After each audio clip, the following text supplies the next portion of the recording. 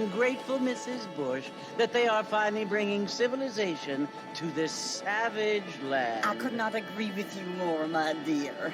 My daddy settled this land, and I know he'll be looking down on us, pleased at how we help the natives. Yes, they've lost their land, but they've gained access to heaven.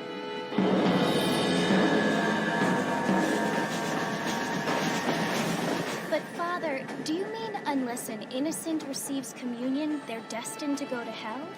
It hardly seems fair. What I mean to say, Jenny, is that there is a great deal of difference between an innocent and a savage. I never thought of it that way.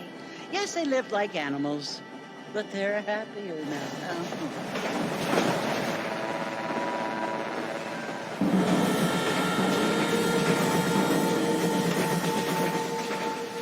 Not only do people now have motor cars, Father, but I heard that pretty soon we will be able to fly. No, only angels can fly, Jenny. No, apparently people can fly. Didn't you hear? Out in Kansas, a man even got a car to fly. I hardly think so, Jenny.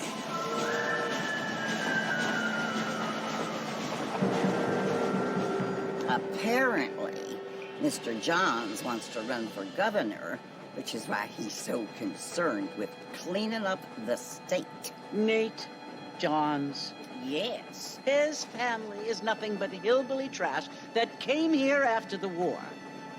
I don't want to be judgmental, but this state should not be ruled by such a disgusting family. A family without class. Apparently. The Johns family have made a lot of money, and he has a lot of friends in politics. Mrs. Bush, money isn't everything. There are many things that money cannot buy. It seems that money can buy voters, though.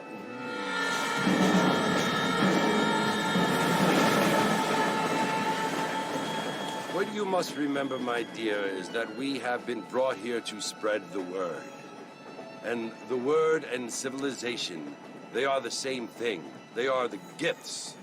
It is the opportunity we have, the chance to live among people who are decent and who do not kill each other, and who let you worship in peace. It's so confusing, Father. Sometimes I find it impossible to make the distinction between a loving act and a hateful one. I mean, they often seem to be the same thing. Yes, Jenny, it is confusing. But you only have to ask me if you need help. Indeed. Well, here we are, Mrs. Bush. Armadillo.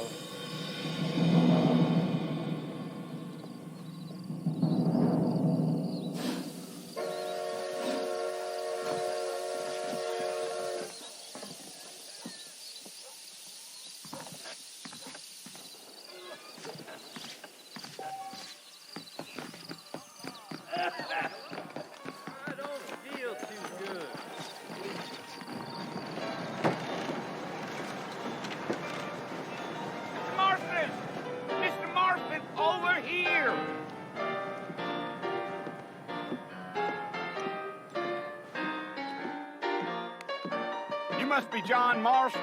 Sometimes. I'm Jake. Your friends from Blackwater hired me to guide you. They ain't my friends, but pleased to meet you, Jake. I got the horses saddled up and ready out front.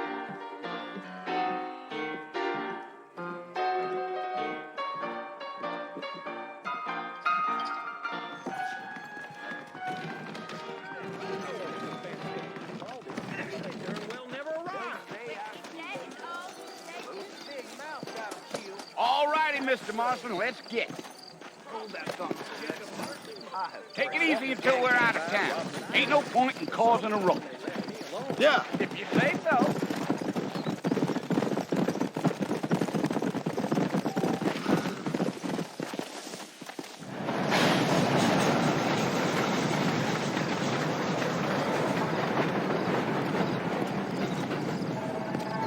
So it's Fort Mercy you want to visit? That's right. Ain't taken nobody up to the fort in a long time. Strange place for a decent fella to want to visit, if you don't mind me saying. Who said I was a decent fella? It's been abandoned for years now. Folks say it was built during the Mexican War. What kinds of soldiers around back then? Why'd they leave? Well, I ain't entirely sure. I heard they had to go up north to fight Indians, or maybe they got tired of being soldiers and went looking for gold. You know how things is.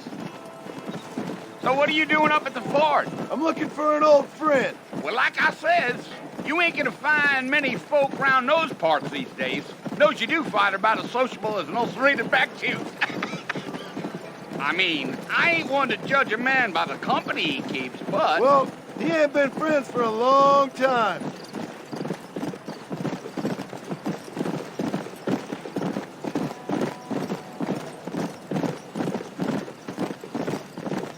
Are you planning on spending any time in Armadillo, Mr. Marston? I doubt it.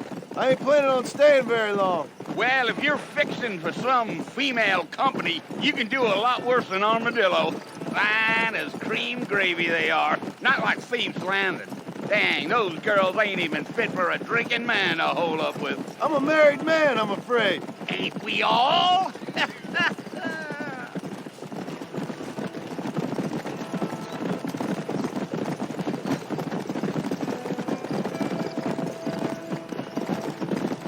Yeah, so it was the marshal who hired me. Lee Johnson, do you know him? I think I heard his name. Says he got a telegram from some Blackwater big bugs asking for a guide. I guess it's none of my business. That's right.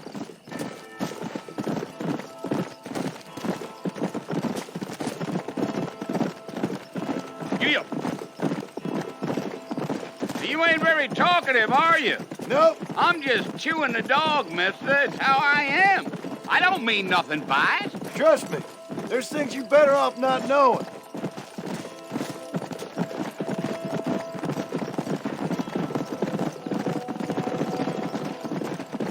I'll tell you, Mr. Marston, those coyotes eat better than I do. Almost there, Mr. Marston, just over this hill.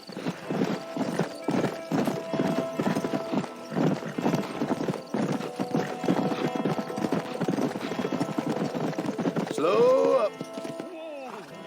Listen, mister. This here is what's left of Fort Mercy. Some gang rode in and took the place over.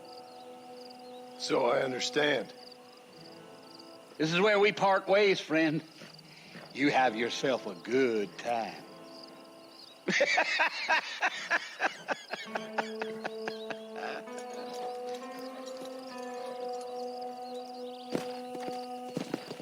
Let's go.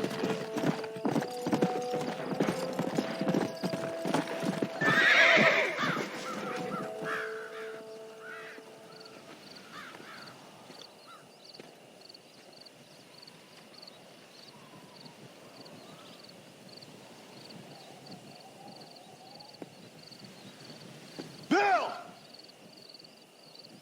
Bill, I've come for you! Bill Williamson! Come out here right now! Go away now, John. Don't make me kill you. Nobody needs to kill anyone, Bill. You must think I was born yesterday. You always did think I was an idiot. That ain't fair, Bill. You were as my brother. I've come to try to save you. Oh. Do I look like I need saving? Bill, please. They want to kill us all. I can help you. Well, you never tried to save me before. You only seemed to save yourself. Bill, I implore you think about this. You implore me? You implore me. You always were one for fancy words. Oh. Well, things are different now, John. Now I'm in charge. No more Dutch. And no more you. Implores. I implores you to go back and tell them to send someone just a little bit more impressive next time. Well? Oh. Poor John.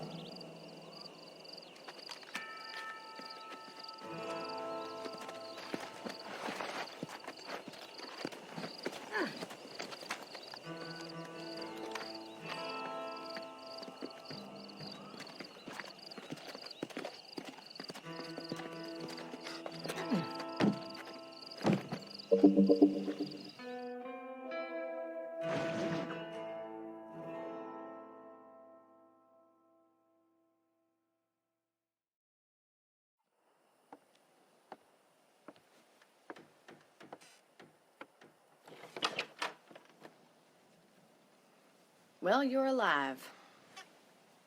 So it would seem. So, how do you feel? I don't know the polite word for it. I do. Stupid is the word we use around here. What were you doing? I was doing something stupid. Well, you'll be okay. Once you didn't die, the doctor said you'd be fine. He got the bullets out a couple days ago. Good. It cost us $15. I'm sorry, madam. Should have left me there to die. Did you want to die? I mean, was that it? Was that why you went straight out to Fort Mercer and picked a fight with the worst bandit in the county? To die, Mr. Mr. Marston. John Marston. Bonnie McFarland. Miss Bonnie McFarland. Well, you may be right, Miss McFarland. I don't know. Huh. So what were you doing? Was trying to give Mr. Williamson a chance. For old time's sake. You know Bill Williamson? Knew him. Long time ago. Well, what was he like? Dumb. Just like you. Thank you, miss. See my hat? I have. And, what will you do now? Now I'm gonna take my time and go after him the less kind way. Well, that sounds very fun, Mr. Marston. Quite heroic, just like in those penny dreadfuls my brother used to read. Meanwhile, if you'll excuse me, I've got a ranch to run. Of course, if you're feeling better, why not take a ride with me later? Help me patrol the perimeter. You can earn back some of that money we wasted on doctor's bills. Of course. And thank you for saving my life, I mean. Next time, Mr. Marston, I strongly recommend you don't try to lose it quite so earnestly. I'll bear that in mind.